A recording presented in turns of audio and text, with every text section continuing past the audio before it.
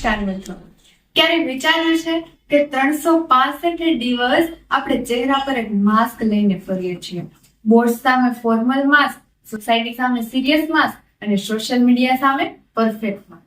પણ ધૂળેટીના દિવસે ચહેરા પરથી એ બધા માસ્ક ઉડી જાય છે. જ્યારે મિત્રના રંગમાં હાથમાંથી રંગ છૂટે છે ને તે ચહેરા પર લાગે છે, ત્યારે ન કોઈ ઓફિસર રહે કે ન લેબર, ન કોઈ બોસ રહે કે ન એમ્પ્લોય, કે ન કોઈ રહે અમીર કે ગરીબ.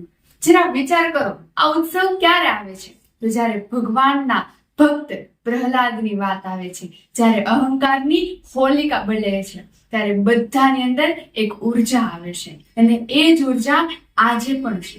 જ્યારે આપણે ઈગો, ગુસ્સો, જૂની ટેન્શન બધું જ એ હોળીમાં આગમાં ફેંકી દઈએ છીએ, ત્યારે કહે ઉભા રહો. જો તમને મારો વિડીયો ગમ્યો હોય તો મારા વિડીયોને લાઈક કરો, શેર કરો અને મારી ચેનલને સબસ્ક્રાઇબ કરો. Enjoy the video.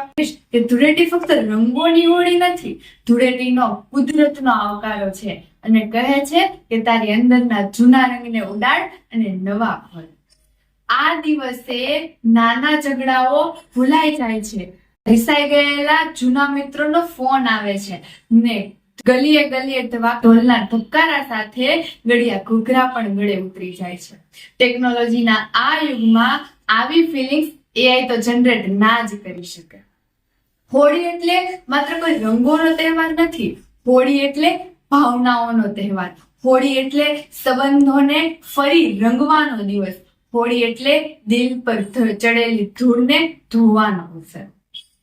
મિત્રો, લાઈફમાં ઘણી બધી ટેન્શન આવે, ઘણી બધી ખરાબ મુમેન્ટ્સ આવે, પણ ધૂળેટી લાઈફને કલરફુલ બનાવી દે છે અને ઇનડાયરેક્ટલી કહી દે છે કે ઝીલે અપની જિંદગી. આ રંગ ફક્ત ગાલ પર નહીં પણ સ્વભાવ પર પણ ચડાવવાની જરૂર છે. ગુલાબી રંગ એટલે પ્રેમ ભરી દે, લીલો રંગ એટલે ફ્રેશનેસ રાખ, પીળો રંગ એટલે પોઝિટિવિટી રાખ અને લાલ રંગ એટલે કે પેશન, ધીરજ રાખ. અંતે હું એટલું જ કહીશ કે હોળી આપણને શીખવે છે કે જીવન એક કેનવાસ છે અને તેના કલાકાર પણ આપણે ખુદ જ છીએ.